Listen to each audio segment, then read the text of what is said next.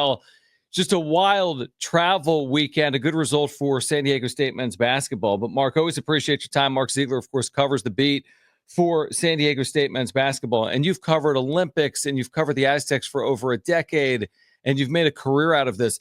Have you ever really experienced a weekend like this? I know you had your own travel issues. San Diego State had its own travel issues. This has got to be a pretty unique experience overall. Yeah, that's certainly a little bit unusual.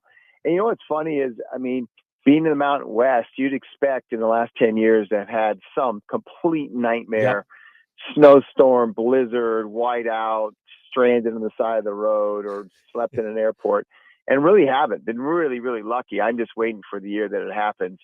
And you know, of all places, you think just going to San Jose, I mean, how hard could that be? There's a zillion flights a day.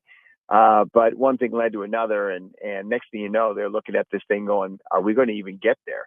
And they did, and you know, pulled it together in the second half and won a game. But you know, these things can be, they can work both ways on a team. They can have sort of a cumulative effect, just, you know, the grind of spending so much time traveling, catch up with you later, or they could really have a uniting effect on a team and bring a team closer together. And so we'll kind of see how this goes as the season wears on. It's interesting you say that, because I heard the post-game press conference. You asked some questions about chartering, and I heard the response from Nick Boyd, and you've heard this routinely from Nick, about one of the reasons he chose San Diego State was like, you know, I felt as if, you know, I almost needed to be humbled a little bit. I didn't need all the flashy things. I got a little too comfortable maybe in my previous spot. Now, he wasn't at the power level playing at FAU, but he had a lot of success, obviously, at FAU. I know we've talked about the chartering before. San Diego State's one of the most successful programs in the country that probably doesn't charter with much regularity. Specific to this weekend, what impact would it have had? Let's say they had access to a chartered plane, but if the issue was weather, what impact would chartering have had this weekend? Oh, it would have made it so much easier. Okay. And just because, so in San Diego, one of the things that makes chartering hard would actually have been an advantage this time. And what makes chartering hard in San Diego is there's no charter companies based in San Diego. Okay. And so they got to fly a plane in from somewhere else. But in this case, it would have been very easy. Instead of flying into San Diego International or Carlsbad, which was experiencing fog problems, they could have just gone to Gillespie Field or Brown Field, somewhere where there was no fog, turned the bus around and went there, got on the plane and flew to San Jose. And it wouldn't have been an issue. Could have maybe even shot Friday night in the arena, definitely shot Saturday in the arena, and just not had all that uncertainty. I mean, you look at last season, and last season they had two really rough travel days. They were both coming back from games, one coming back from New Mexico, one coming back from Boise. Both took, you know, close to 10 hours, were two flights, long time in airport, questions whether they were even going to get back. And then you look at the end of the season, and they kind of hit a wall late in the season and lost 3 of their last 5. They lost that home game to Boise that would have, you know, that would have given them an undefeated home record for the first time in school history. And so you wonder if these kind of things add up. That's what coaches who do charters say. It's the cumulative effect, particularly in a tough travel conference. So that's why I say we'll see how this goes. If they have another one, you know, or 2 more, you know, maybe it adds up towards the end of the season, or maybe it doesn't. They also had Mark Zeigler of the UT is with us right now, and John and Jim. It's a good point. I mean, even a year ago, when they were in the NCAA tournament and chartering, they had a crazy turnaround, as you recall, from Sunday night in Spokane to Thursday, essentially Pacific afternoon time in Boston, where they came back to San Diego, then went to Boston, which was a really crazy, 48-hour window for the Aztecs there late in the year. Here's a question that I wanted to pose to you, because I'm just curious to get your thoughts on it, because I heard what Brian Dutcher had to say about chartering, saying that, listen, we only have so much in the budget. We don't want to spend unnecessarily. If it's fully necessary, we appreciate having, the legs of chartering, but we don't do it each and every game. Here's a question for you. If they had another $250,000 in the budget, so to speak, would they put it to chartering, or would they put it to NIL? Yeah, that's a really good question. In this NIL era, I mean, you got to get competitive in NIL. I think they would. I think they certainly would like a few more charters being in the Mountain West. I think, once again, in the Pac-12, things ease up a little bit in some of the markets because you're not going to be going into the mountains as many times. You're not going to have to go to Laramie anymore. That's an automatic. They get 4 charter legs or 2 round trips. that's automatic. Those two of them are burned on Wyoming. That's why they don't like playing in Wyoming. It's no offense to people of the state of Wyoming. It's just that it's really hard to get to, and they got to burn half their charter legs on that one trip. So they won't have to do that anymore. And so I think the chartering, and it'll be a shorter conference schedule. So I think the chartering issue maybe isn't quite as big when in 2 years when they get into that. But I think, yeah, they would spend it. That's sort of the one last thing that they don't have. They have everything else. They've bumped up assistant salaries, not as much as power conferences, but they're competitive. Brian Dutcher finally got a bump to, closer to what he deserves, although a coach of his stature is probably making $4 or $5 million a year. And they have a practice facility, they have an arena, and they have a lot of other amenities. But this is the one thing they're kind of lacking. And it's so hard to quantify, right? You just don't know if it really makes a difference or if it doesn't. But in the NCAA tournament, the way it is, I mean, every game matters, every point matters. And you're just playing with fire that sooner or later it's going to come back and burn you.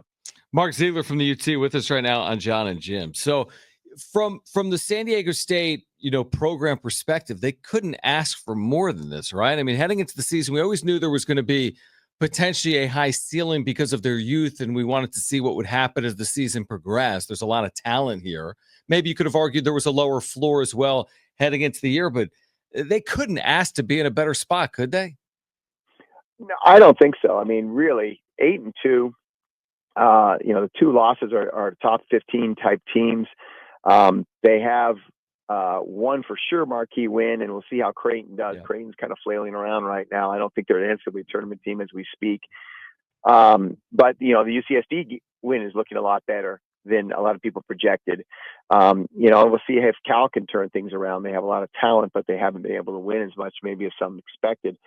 But yeah, all things considered, with a young team without Reese Waters, you take 8-2, and I think they're a little bit ahead of schedule in terms of developing a team that we thought we'd eventually see. I think we're seeing it now, a month or two ahead of schedule. So let's see if they can turn that into some victories. The one thing about the Mountain West schedule is the hardest road games. I think the three hardest road games on paper, at least, are at Boise, at New Mexico, at Nevada, are all in January. And you'd almost like it to be flipped, play those teams at home early, and then maybe on the road when you're more seasoned and you have developed a little bit, take your shot on the road with them. But they're going to get those games early. Let's see if they've developed enough to win one or two or three of those games.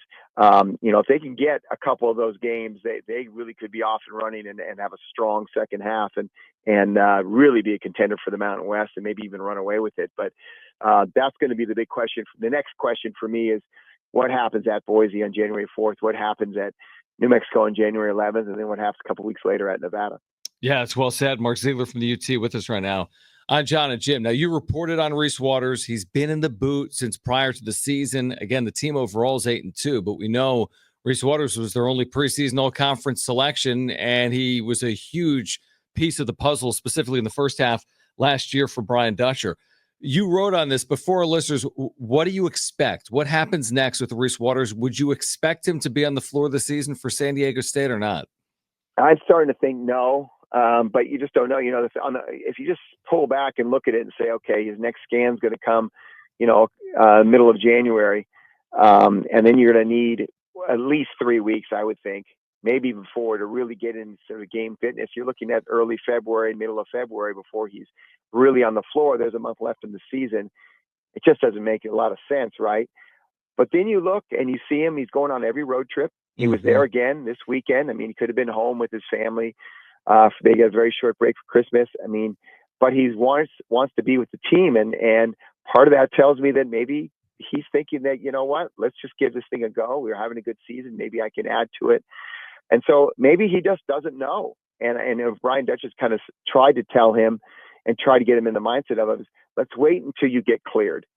And if you get cleared, you make a decision then, because you'll have a better feeling of the time frame of when you're going to be back on the floor. Right now, you just don't know. I mean, you might get to the next scan and they might say, no, it's not quite healed yet. Still making progress, but it's not quite healed. Let's wait another 3 weeks. And then at that point, you're like, well, okay, the season's pretty much over. But until you get that clearance from the doctor, Brian Dutcher doesn't want him making a decision. And so we'll have to wait and see. You also wonder, Mark, just thinking, I think you wrote on this too. It's like, this is his 5th college season. Now, he's not playing right now. And yeah, if he were to redshirt it, he'd have a chance to play again. But does he want to play a sixth season? Just in general, when you think about that, do you want to do that, or are you turning professional regardless? Are you going to play and pursue professional opportunities regardless in 2025, 26? I wonder what factor that has for him. 100%, and that could be part of it. Is if he can get a month, 6 weeks out of the season, and he feels like I'm going to get my undergraduate degree in May, and I'm done. Right. Well, you might as well just salvage what you can from this season and move on. And I think San Diego State obviously is going to be supportive either way. I mean, and I think as a fan, if he decides to come back next year, great. You've got a really big piece right now. You're going to have, and also as a fan, if he decides to play this season, man, I mean, this team's already really good. I mean, anything he adds is bonus. Maybe it really pushes them over the top and pushes them into a pretty high seed and Mountain West regular season championship, et cetera, et cetera. So I think both are positives for San Diego State. One more, Mark, before you go, is just about the league in general. It was never going to be last year. They were never going to get 6 teams in the NCAA tournament. But there have been some really, discouraging non-conference results. There's been some good in there. Utah State clearly has been very good. San Diego State as well. But I guess the question is this: for San Diego State to have a chance to earn an at-large berth, what would you expect they would need to do in the league? Well, I think now entering the league, given their metrics, took a big jump from the Cal game. I think they're right now, as we speak, they're in the tournament, no doubt about that. I'm not sure any other team in the league can say that because they either don't have a marquee win or they have a bad loss or two. San Diego State doesn't have a bad loss and have marquee wins. Those are just kind of the rough formula and the metrics now, and the ranking and the national attention. I think they probably get a little bit more of a margin of error because they are San Diego State and what they've done in the tournament the last couple of years, and everyone else doesn't because of what they haven't done in the tournament. And so I think if they finish in the top 4, they're probably okay. I really think so, as long as they don't take some bad losses here. Now, again, there's a lot more landmines out there this year with a 20-game conference schedule, so you got to make sure you don't do that. But for the rest of the conference, a couple of those teams have work to do. I think some teams will separate themselves. I can't figure out Utah State. I watched the entire game against UCSD. They looked awful. They're absolutely awful, like a 6th place, 7th place Mount West team, paper tiger, and then they go in and beat St. Mary's. I'm not sure how great St. Mary's is this year, but still at the win at St. Mary's, that's impressive. And so we'll have to wait and see. But I think there's probably 5 teams, the upper half: Nevada, Boise State, New Mexico, San Diego State. Maybe UNLV can sneak in there, but I don't think they're a tournament team, and Utah State. So, I don't think all 5 of them are going to make it, but I think 2 and maybe on a good day 3 could. Yeah, no, it's well said. Mark, appreciate it. Merry Christmas, happy holidays, and I'll see you Saturday at VA House Arena. Thanks as always for doing it. Yeah, no problem. Thanks, Great guys. stuff from Mark Zeigler at the UT. We'll come back with Brent's back page with Jim off today. That's next on Jon and Jim.